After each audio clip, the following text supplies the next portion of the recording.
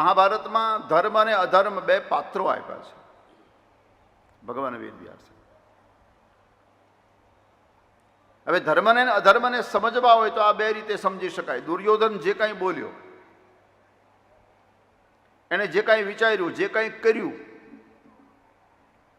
દુર્યોધનના મન વચન ને કર્મમાં જ અધર્મ હતો. એનું નામ અધર્મ. અને ધર્મરાજ જે કંઈ બોલ્યા, જે કંઈ કર્યું, જે કંઈ વિચાર્યું એ બધું ધર્મ. આ બે પાત્રો દ્વારા ધર્મ અને અધર્મ સમજાયો છે મહાભારતમાં. એટલે આ અધર્મ છે એટલે પરમાત્મા માટે એનું મૃત્યુ જરૂરી છે.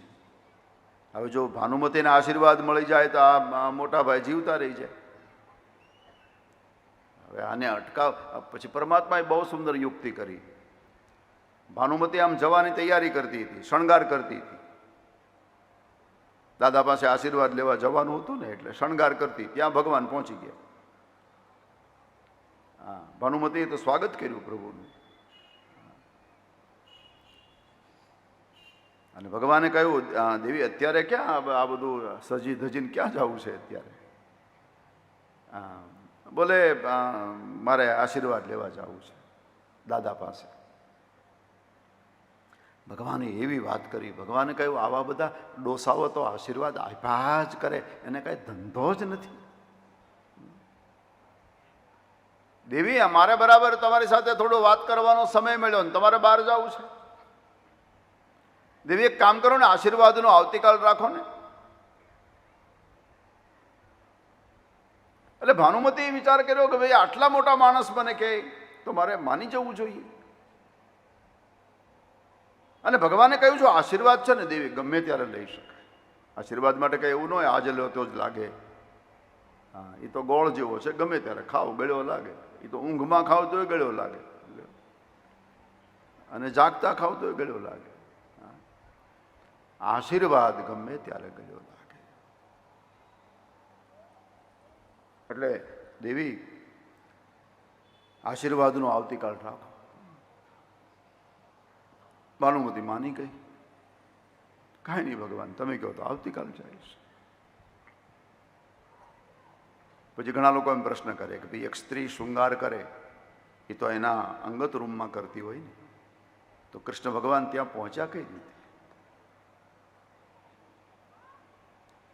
એનો ખુલાસો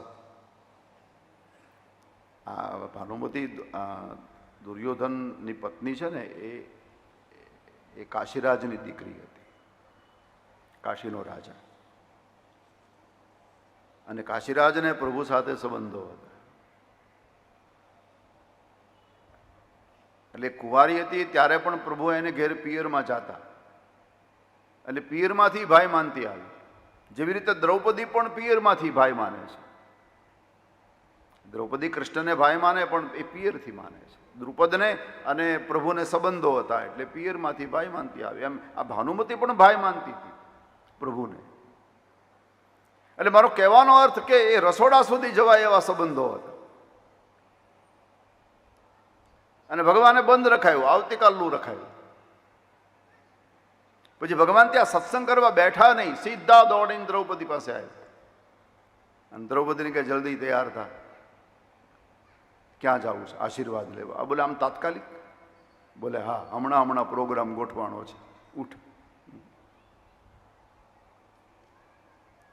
જલ્દી તૈયાર કર. પણ અંધારું થઈ ગયું છે. એટલે ભગવાને હાથમાં દીવો પકડ્યો અને દ્રૌપદીને બતાવે, અહીંયા રસ્તો બરાબર, અહીંયા ચાલો, અહીંયા ચાલો. દીવો કોણ પકડે? સેવક. અહીંયા પ્રભુ સેવક બન્યા છે. આપણે ત્યાં પહેલાં રાતે લગ્ન થતા ગામડામાં, હા, અને પછી રાતે વરઘોડા ચડતા. એ વખતે લાઇટની વ્યવસ્થા પેટ્રોમેક્સ આવી હતી, મેન્ટલવાળી, વડીલોને ખબર હશે. હા, એ પછી ઉચકવાવાળા માણસો આવે, વરરાજાના બાપુજીનો ઉચકે. હા, એ દીવો જે ઉચકે એ સેવક કહેવાય છે. કારણ કે એ વખતે આપણે વરરાજાને દેખાડવો તો પડે ને. આપણે બીજા ગામમાં લઈ ગયા હોય, પછી જોવા જેવો હોય ન હોય એ આપણે કાંઈ વાતો અત્યારે કરવી નથી. પણ આપણે કમસે કમ દેખાડવો તો પડે કે અમે આ લઈને આવ્યા છીએ બારદાન.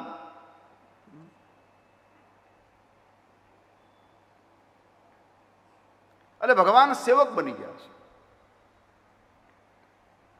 થોડા આગળ ચાલ્યા તો પદત્રાણમાંથી અવાજ આવ્યો.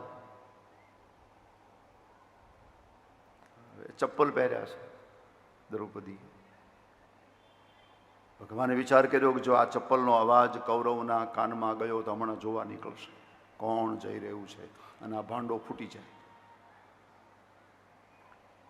ભગવાને કહ્યું તને આ ચપ્પલ પહેરવાનું કીધું તું કોણે? જલ્દી કાઢ. જો ત્યાંને ત્યાં એમને મૂકી દે તો પછી કાંઈક માથાકૂટથી ચપ્પલથી ઓળખાઈ જાય. એટલે પરમાત્માએ શું કર્યું? એક હાથમાં ચપ્પલ ઉઠાવ્યા ને એક હાથમાં દીવો ઉઠાવ્યો. દરવાજો આવ્યો. પ્રભુએ કહ્યું કે સામે દાદા બેઠા છે, તમે એને પ્રણામ કરો અને આશીર્વાદ મળે એટલે મારી પાસે પાછા આવી. કંઈ બોલતા નહીં. અને દેવી, બોલવાની જરૂર પડે તો હું અહીંયા દરવાજે ઊભો છું એ તો તમે કહેતા જ નહીં. મારું તો તમે નામ લેતા જ નહીં. ગાંઠ વળાવી. દ્રૌપદી ગયા. હવે સ્ત્રી આવે ને એ કઈ છૂપું ન રહે. એના કંકણ ચૂડી, ઝાંઝર, આ બધું અવાજ કરે. એ તો અત્યારે ફેશનમાં બધું સુકાઈ ગયું. તમે જુઓ, નહીં તો આપણે ત્યાં કોઈ બેન આમ ચાલી આવતી હોય તો આપણને દૂરથી ખબર પડી જાય કે કોઈ જઈ રહ્યું છે.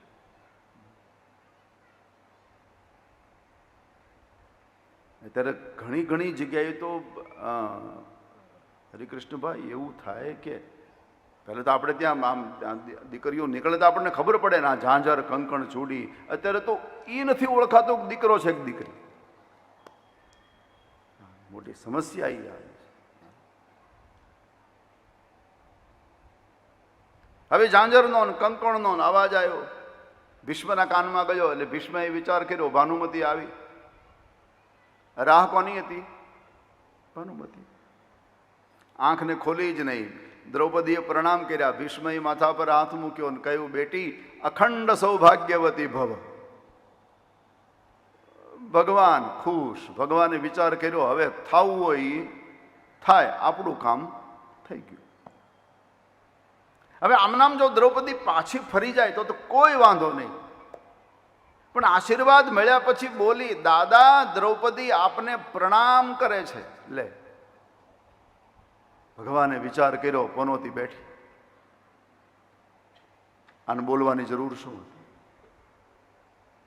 પણ આપણે ત્યાં એવો નિયમ છે કે બહેનોથી બોલ્યા વગર રહેવાતું નથી. બાકી બહેનો જો બોલવાનું બંધ કરે તો અડધી કોર્ટ બંધ થાય. હા, અને વકીલો લગભગ બધા બીજા ધંધે લાગી જાય. બહેનો બોલવાનું, જો એક બહેનોને કહું, હું સુરતની વાત નથી કરતો. હા, પછી તમે માથે લઈ નહીં લેતા કાં તો અમને કીધું ને. હું તો બીજા ગામની વાત કરું છું.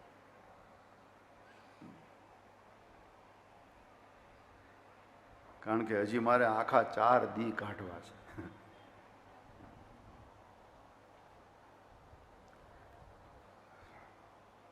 દાદા દ્રૌપદી પ્રણામ કરે છે. ભીષ્મની આંખ ખુલી ગઈ. ભાનુમતીની જગ્યાએ દ્રૌપદી. અને એટલો બધો ક્રોધ આવ્યો. એને તરત નિર્ણય કર્યો કે ભાનુમતીની જગ્યાએ દ્રૌપદીને પહોંચાડનાર પેલો કાળિયો. બાકી આની તાકાત નથી કે આ એકલી આવી શકે. પણ હવે પોતાની કુળવધુ છે, ક્રોધ કરાય નહીં. મગજમાં ક્રોધ અને પછી મીઠી જબાનથી બોલી. મગજમાં ક્રોધ અને મીઠી જબાન જ્યારે રાખવાની હોય ત્યારે બહુ મુશ્કેલી થાય. બેટા કોની સાથે આવી? દાંત દબાવે. હું તને કહું છું, કોની સાથે આવી? હા, દ્રૌપદી વિચાર કર્યો કે મને બોલવાની તો ના પાડી હતી. હા, દરવાજે ઈશારો કર્યો, કયો શું કહું? એટલે ભગવાને વિચાર કર્યો કે મેં તને બોલવાનું કીધું તું અને તું પછી વાતે ચડી ગઈ છું. પણ ભગવાને ઈશારો કરીને કીધું કે મારું નામ નહીં લેતી. હવે દરવાજે ઈશારા ચાલે એટલે પ્રભુ સમજી ગયા ગડબડ દરવાજે છે. બેટા હું તને કહું કોની સાથે આવી? દાદા કહું, હા કે હું નોકરને સાથે લાવી છું. ભગવાન કૃષ્ણએ વિચાર કર્યો કાંઈ વાંધો નહીં, ભલે નોકર કીધો, આમે આપણે કામ નોકરના જ કર્યા છે. દીવા ઉઠાવ્યા અને ચંપલ ઉઠાવ્યા, કાંઈ વાંધો નહીં. પણ નીકળી હોશિયાર. ત્યાં ભીષ્મએ કહ્યું નોકર છે ક્યાં? દરવાજે ઊભો છે. કૃષ્ણએ વિચાર કર્યો કે પાછી બેઠી, હા હમણાં જોવા નીકળશે. અને ખરેખર એવું થયું. આખો દિવસ બિચારા યુદ્ધ કરીને થાક્યા હતા, માંડ માંડ ઉઠ્યા, હાથમાં દીવો લઈને ધીરે ધીરે ધીરે દરવાજા પાસે આવ્યા. હા, દીવાને ઊંચો કર્યો, પરમાત્માનું દર્શન કર્યું, દીવાનો કર્યો ઘા અને ભગવાનને પકડવા માટે બે બાહુને ફેલાવી, પણ ભગવાન છોડાવી અને ભાગ્યા. આગળ ભગવાન કૃષ્ણ એની પાછળ, ભીષ્મ એની પાછળ, દ્રૌપદી. ભીષ્મએ વિચાર કર્યો કે ભગવાનના હાથમાં શંખ, ચક્ર, ગદા, પદ્મ ઘણી વાર જોયા, પણ એક હાથમાં ચંપલ ને એક હાથમાં દીવો પહેલી વાર. એક હાથમાં દીવો, એક હાથમાં ચપ્પલ. પ્રભુ દોડે. પણ પછી પરમાત્માને છલાંગ મારી પકડી લીધા અને ભીષ્મ રડવા લાગ્યા. અને એ વખતે ભીષ્મએ કહ્યું ભગવાન આમ જીવનમાં મને ઘણી વાર તમારું દર્શન થયું છે. મને મારા મૃત્યુ વખતે દર્શન થશે કે કેમ એની શંકા છે. એટલે મને વચન આપી દો કે તમારું દર્શન કર્યા વગર મારો પ્રાણ ન જાય. બસ એ ઘટના અહીંયા ઘટી. श्री गंगा जी का तट हो, यमुना का बंसी श्री गंगा जी का तट हो, यमुना का बंसी बट हो, मेरा सावरा निकट हो, जब प्राण तन से गोविंद नाम ले कर, जब प्राण એ વખતે પરમાત્માએ વચન આપ્યું કે દાદા મારું દર્શન કર્યા વિના તમારો પ્રાણ નહીં જાય. આ બધી સંતોને ખબર હતી કે પ્રભુ દર્શન આપવા માટે આવશે, આપણને એ બાને દર્શન થઈ જાય.